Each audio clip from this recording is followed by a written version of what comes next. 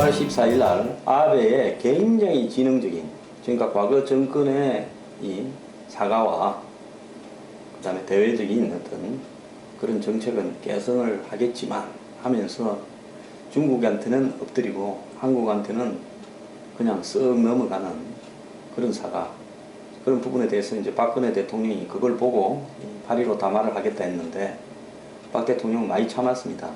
그래서 이 일본과의 여전히 대화의 문을 열어놓고 계속 대화를 하자라는 수준으로 했습니다. 그리고 북한에 대해서도 뭐 여전히 그 대화 제의를 했습니다.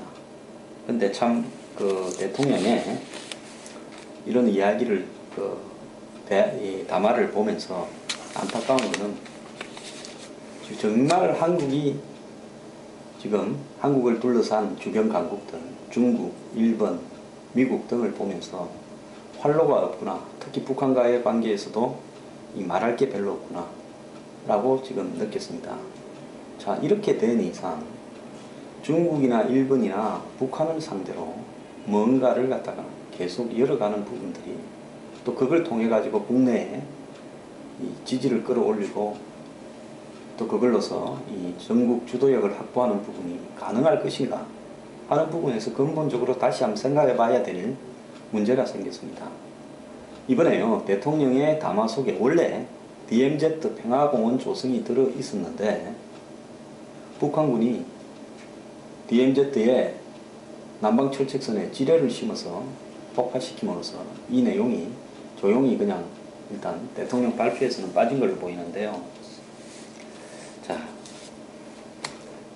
이런 어떤 그 북한을 상대로 해서 우리가 뭔가를 북한이 원하는 요구를 들어주지 않은 상태에서 북한과의 이산가족 상봉이나 교류 협력, 특히 경제적인 협력 이런 부분들이 가능할 것인가?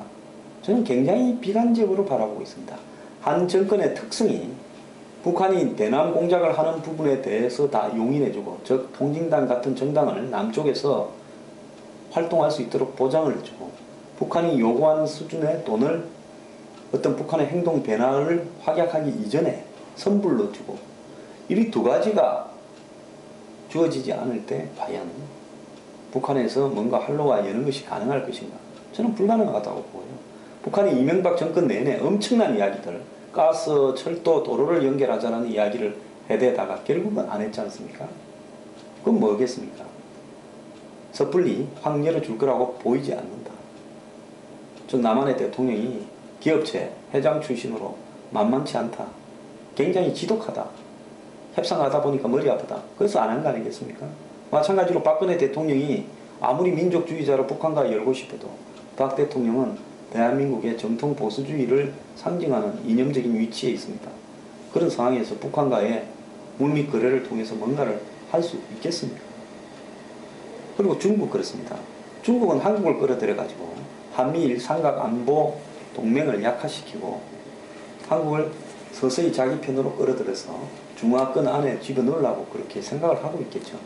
그러면서 경제적으로 이미 한국이 중국에 서서히 많이 애속이 되어버렸으니까 이제 우리한테서 크게 도망도 못 간다. 적당히 한국 발목을 일이 있을 때마다 끌어들여가지고 담그게 하면 결국 미국하고 일본하고 분열이 되지 않겠네요. 지금 벌써 일본하고 한국하고의 관계는 굉장히 많이 분열되고 있지 않느냐. 이것이, 그리고 미국하고 한국하고 관계도 상당히 건조하게 냉각되고 있지 않느냐. 중국은 나름대로 전략이 성공하고 있다고 생각을 합니다. 그렇기 때문에 중국은 지금 박근혜 대통령을 9월 3일 자신의 70주년 성전기념일 날 천안문 광장에서 열리는 열병식 퍼레이드에 참가시키려고 하는 겁니다. 아마 우리 대통령께서는 저는 열병식 퍼레이드에는 참가하지 않고 중국의 그 환영 리셉션 정도만, 공식적인 만찬 정도만 참여하지 않겠나 하고 확신을 합니다. 자, 일본이요. 일본 같은 경우에는 지금 이 아베 담화 이후에 아베 지지도가 평화헌법을 폐지하고 집단적 자위권을 허용하는 식으로 전쟁 참여를 하는 쪽으로 이 헌법을 개정하려다 보니까 굉장히 떨어져 갔는데, 이번 담화 이후에 일본 국민들이 다수가 아베가 잘했다, 정말 잘했다, 매번 뭐 정권마다 영원히 그냥 사과하는 버릇은 고쳐야 된다. 이런 입장에 대해서 동조하는 부분이 많다고 하는 거 아닙니까?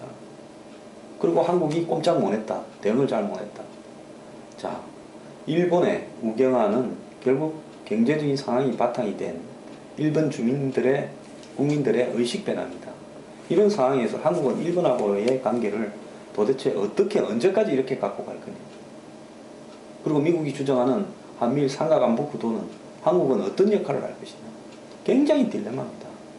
그래서 대통령이 중국에 갔을 때 그냥 중국의 70주년 행사에 이용당했다고 그렇게 되면 안 되니까 중국에 가서 한중일 정상회담을 추진하겠다. 원래 한중일이 정상회담 외교장관이 모이던 회의가 있었죠. 지금 이게 중단된 지 4, 5년이 넘었습니다. 그래서 중국 갔다 오면 대통령께서 미국에 10월 16일에 정상회담이 있습니다. 그럼 미국 가서 도대체 어떤 이야기를 할 거냐.